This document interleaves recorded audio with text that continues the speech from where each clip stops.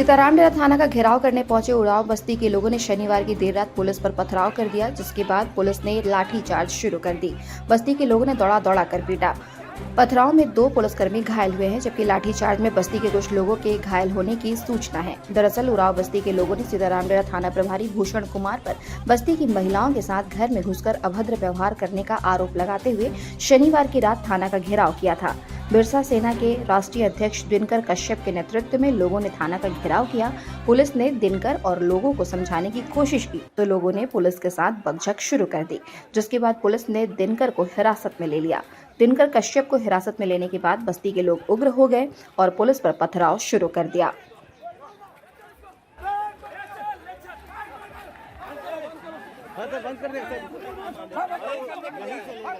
नहीं चलेगा, काहे परेशान है? नहीं चलेगा।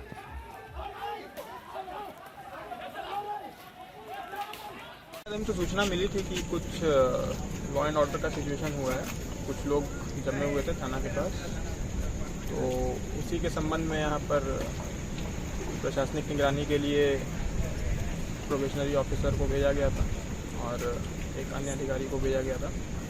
अभी माहौल शांत है। और सर पुलिस की तरफ से कोई लोग हैं? पुलिस अभी हम लोग सूचना संकलन कर रहे हैं। पुलिस पर सर पथराव क्या पता चल पाया?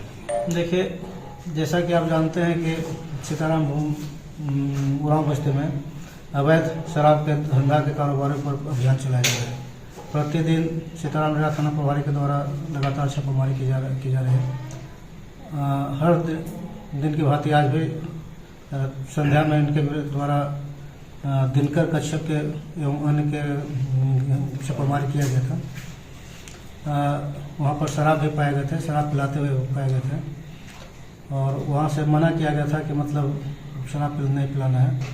और शराब के जो अवैध धंधा के जो अभियान चल रहा है, उसी का विरोध करते हुए दिनकर कश्यप जो है करीब 100-200 महिलाएं पुरुष लेकर के थाने पर चढ़ गया, नारेबाजी करने लगा, तो गाड़ियाँ को उलट पलट तोड़ फोड़ करने लगा, पत्थरबाजी वगैरह करने लगा।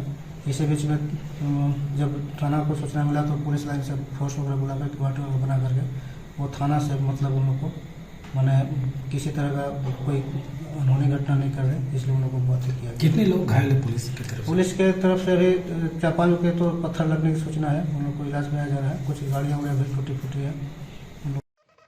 अभी तक आपने जोहार झारखंड न्यूज चैनल को सब्सक्राइब नहीं किया है तो आज ही सब्सक्राइब करें, लाइक करें और इसे शेयर करना बिल्कुल न भूलें।